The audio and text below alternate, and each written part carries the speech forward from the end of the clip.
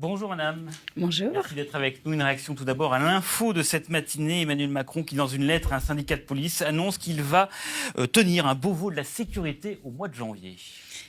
C'est une réaction classique chez Emmanuel Macron. C'est-à-dire, dès qu'il y a un problème, il crée comme ça une instance, une commission, mais on connaît les mesures qu'il y a à prendre, et en l'occurrence la réforme du maintien de l'ordre. Et donc, voilà, la question c'est qu'est-ce qu'on attend de ce Beauvau et est-ce que ça va être mis en place, puisqu'on voit bien qu'avec la Convention citoyenne, il y a une difficulté à passer de la commission aux mesures. On va en parler dans un instant, mais autre actualité, c'est évidemment l'horizon du 15 décembre pour des mesures d'allègement du confinement. On ne sera sans doute pas dans les critères prévus par Emmanuel Macron. Est-ce qu'il faut envisager de restreindre la circulation pendant la période des vacances de Noël ? Mais la priorité, c'est de maintenir la santé et de faire en sorte que ce virus circule le moins possible. Après, moi, j'alerte sur le fait qu'on commence à atteindre une difficulté, mais sur le plan de la santé psychologique, sur la santé psychiatrique. Que les Français ne seraient pas capables d'accepter psychologiquement. Mais c'est dur, oui, c'est dur. Enfin, pour des grands-parents qui ne voient pas leurs petits-enfants depuis des mois, pour des étudiants qui sont isolés dans leur chambre, c'est très dur, très, très dur.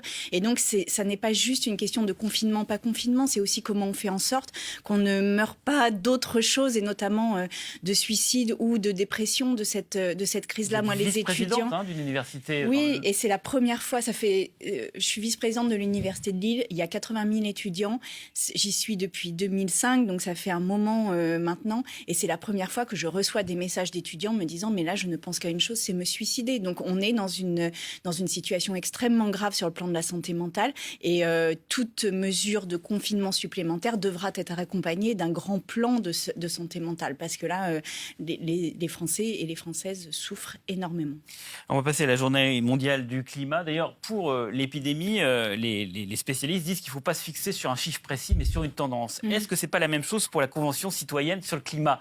La question, ce n'est pas de reprendre 146, 144, 143 propositions, mais c'est juste qu'on prend les principales des propositions et qu'on va dans le sens de l'écologie.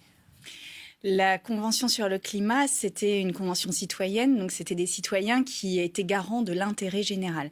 Et le problème que l'on a dans le passage des mesures et dans le vote des mesures ensuite par le gouvernement et le Parlement, c'est le fait qu'à chaque fois qu'il y a un lobby qui passe la porte de l'Élysée ou qui passe la porte du ministère de l'Environnement, eh bien, il a satisfaction. Aujourd'hui, un bon écologiste, ou un bon homme politique ou une femme politique garant de l'écologie, c'est quelqu'un qui ne répond pas au lobby et qui garde l'intérêt général comme horizon de sa politique. Là, on voit bien que chaque fois qu'il y a une difficulté, on l'a vu sur les SUV, on le voit sur l'artificialisation des sols, à chaque fois qu'il y a une mesure où il y a un lobby qui passe la porte, eh bien c'est lui qui gagne. Là, est-ce qu'on n'est pas aussi dans des compromis qui sont le domaine de la politique et pas forcément l'expression des citoyens? Sur les centres commerciaux, ils seront interdits, mais pas en dessous de 10 000 mètres carrés. Ouais. Voilà, on est quelque chose dans un compromis raisonnable. Ce n'est pas entendable pour les citoyens. 90% des demandes de centres commerciaux sont en dessous des 10 000 mètres carrés. 90%. C'est comme les SUV. C'est 90% aussi des SUV qui sont en dessous de 1,8 tonnes. Donc, on n'est pas dans des mesures fortes. On n'est pas dans un changement de trajectoire. On est dans un aménagement et dans un peu de peinture verte sur des politiques qui sont nuisibles à l'environnement. Le climat, aujourd'hui, n'attend pas le déconfinement pour se dérégler. On ne peut pas négocier avec ça. Donc, il y a une urgence, et je crois qu'il faut dire qu'aujourd'hui, on ne peut pas continuer comme ça. On a des mesures radicales à prendre en matière d'environnement, et c'est indispensable pour que notre futur soit serein. Qu'est-ce que vous pensez de la relation qui s'engage avec Cyril Dion et le président de la République? Cyril Dion, qui est le garant de cette convention citoyenne et qui en substance a dit à Emmanuel Macron tu tiens pas ta parole, c'est pas bien. Emmanuel Macron qui dit c'est pas la Bible ce que vous proposez. C'est un combat de coq, c'est bon. Ça ressemble à un combat de coq, et c'est pas du tout à la hauteur des enjeux en tous les cas. Parce que le dérèglement climatique, ça n'est pas un petit sujet. Là, on voit avec le Covid que notre société est quand même très déstructurée par cette épidémie. Le dérèglement climatique, c'est la montée des mers, c'est la multiplication des épidémies, c'est la multiplication des tempêtes. Il faut que l'on prépare notre société aujourd'hui à pouvoir passer ce cap et à ne pas aller dans le mur. Mais est-ce que cette réponse, elle n'est pas par étapes? elle ne peut pas être tout d'un coup. Et c'est ce que dit Barbara Pompili, la ministre du Développement et de la Transition écologique, c'est que le projet de loi qui aboutira sans doute au début de l'été ou du printemps, il propose quand même plus d'écologie que maintenant. Et même si ce n'est pas ce que vous souhaitez forcément dans son ampleur, c'est déjà mieux que rien. Mais là, on a une obligation de résultat. On n'a pas une obligation de communication, on a une obligation de résultat. Aujourd'hui, les 150 citoyens qui étaient dans la Convention pour le climat, c'est 150 citoyens qui n'étaient pas sensibilisés à ces questions-là. Et après avoir été sensibilisés et informés, ils sont les premiers à défendre des mesures d'ampleur. Donc, entendons ce que ça signifie. C'est-à-dire que ces personnes, une fois qu'elles ont été informées et au courant de l'ampleur de la catastrophe qui s'annonce, veulent des mesures fortes. Et je crois que l'ensemble des Français est derrière cette position en réalité. Le sondage d'Oxfam d'hier le montre. Et justement, Emmanuel Macron est engagé par ce que propose la Convention citoyenne du climat. Est-ce que vous, en tant que candidate à la primaire Europe Écologie, vous êtes également engagé ?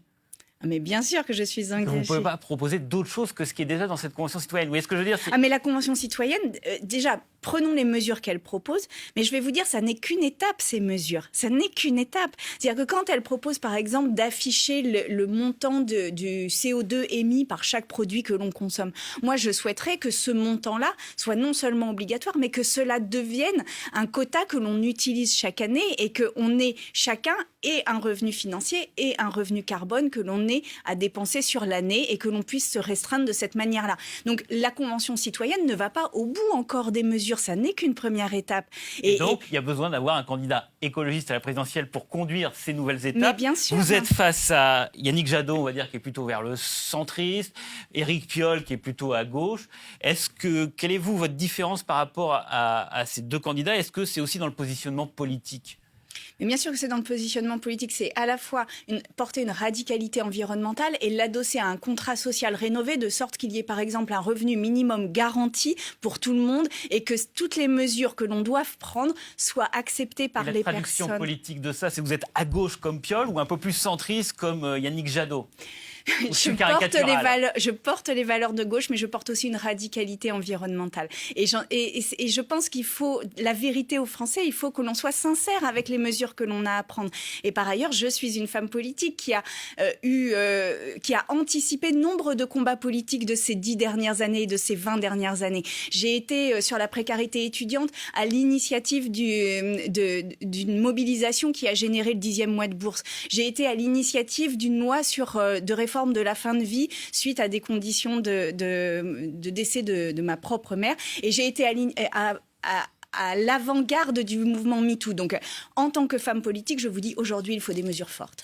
Merci beaucoup, madame. Merci. Bonne journée à vous.